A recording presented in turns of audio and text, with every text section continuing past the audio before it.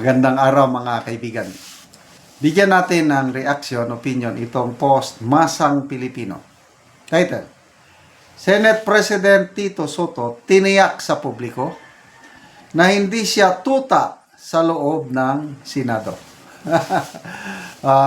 Mga 3 days ago ata, sabi niya, hindi tuta ang pangalan ko, hindi ako tuta. Tito Soto ang pangalan ko. Inamin niya na nasasaktan siya sa ganitong personal na pag-atake sa kanya na tinatawag siya ng tuta. Kaya ito, nagmakaawa siya sa taong bayan. Ang kanyang exact statement is ito. Sabi niya, si Martin Romualdez ang tuta ko. Maniwala kayo. Please, paniwalaan nyo naman ako, hindi ako ang tuta, siya ang aking tuta. Parang ganun ba? O ito, basahin natin ang ano. Muling itinanggi ni Senate President Vicente Tito Soto III ang paratang na siya umano'y sunod-sunuran kay House Speaker Martin Romualdez at sa halip ay iginiit na si Romualdez ang kanyang tuta. Tanong po, SP Soto, ano ang katibayan ninyo na tuta nyo si Romualdez? May nangyari na ba na meron kayong kagustuhan at sumunod si Romualdez? Kasi may nangyari na po nung kauupo nitong si Senator Soto, may na-cite in contempt na engineer, DPWH engineer sa Senado, nakakulong ano? Pinakulong ni na Senator Marcoleta. Pag upo ni Soto, siyang tawag lang ni Romualdez, pwede ba ilipat natin yan sa PNP Custodial Center? Parang ganun. Pumayag ka agad.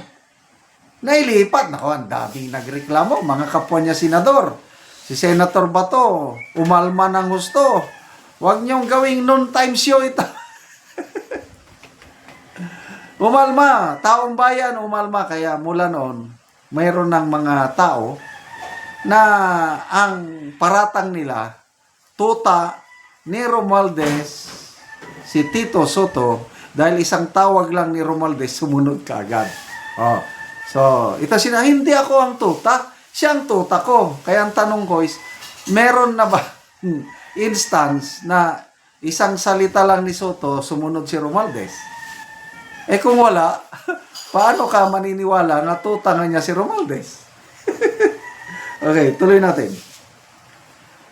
Si Martin ang tuta ko, maniwala kayo, sabi niya.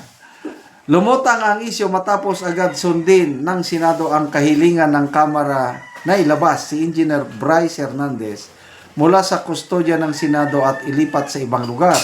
Bagay na nagbunsod ng batikos mula sa ilang netizen na nagsabing kontrolado umano ng Kamara ang Senado. Ayon kay Soto, malinaw na independyente ang Senado at may sarili itong pagpapasya bilang hiwalay at kapantay na sangay ng Kongreso. Ang palitan ng pahayag ay sumasalamin sa tensyon at power dynamic sa pagitan ng Senado at Kamara, lalo na sa sensitibong usaping may kinalaman sa kustodya at investigasyon. Okay, sa tingnan natin. Maniwala kayo. Si Martin ang tuta ko. Naniniwala ba ang mga netizens? Tingnan natin people who reacted. 1,200 ang nag-react. 1,200 din ang tumatawa. Siyam ang galit. 39 lang ang nag-like o naniniwala sa kanya. Wala pang 1% ang naniniwala kay SP Soto. So, may problema sa court of public opinion. Kaya hindi mo maiwasan ang netizens, taong bayan, na magsabing magparata na tuta ka. Lalo na itong mga nangyayaring investigasyon ngayon sa flood control. Tignan nyo. Laban Bawi, ang mga sinama nila doon na masampan ng kaso, mga senador. Romualdez. Nung una, sabi ni Lacson, kasama si Romualdez. Ngayon, may bagong post akong nabasa. Hindi na naman daw. So, ano ba yan? So, tayo, mga taong bayan, hanggang para-paratang na lang. Siguro naman, it is within our right, freedom of expression, na mag-speculate. Hindi naman ito siguro libel, yung nagsasabi na tuta ni Romualdez si Soto. Kaya ito, nagpapaliwanag siya. Okay, magbasa tayo sa mga comments, ha? Comments.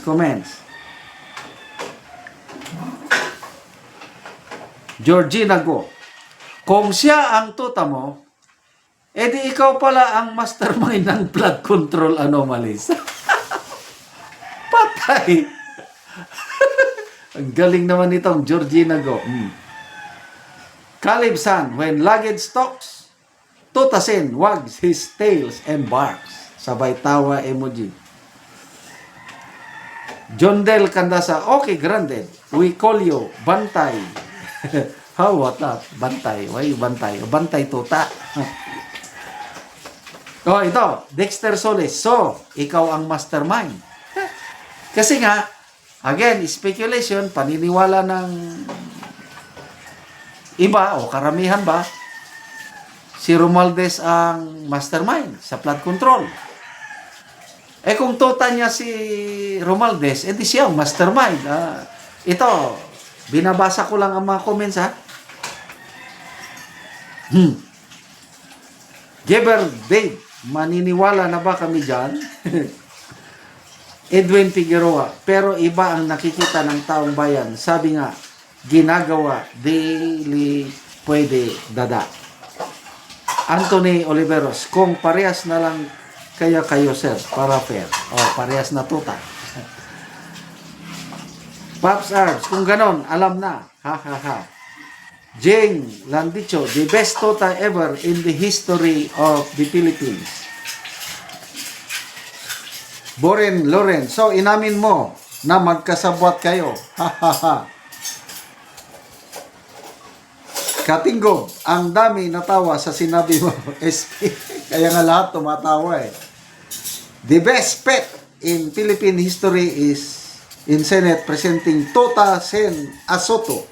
Isa lang makakatanggal ng bansag mo, investigasyon sa mastermind ng flood control na walang pinapaboran. Baka sakali, boss, Tito Sen.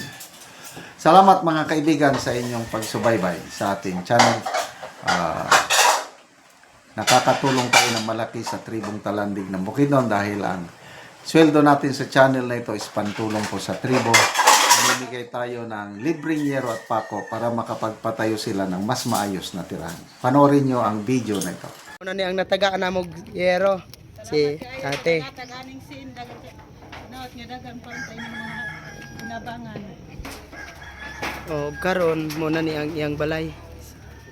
Sa tagaan sa gawas pa lang nga bahin mo na ni ang itsura sa iyang atop.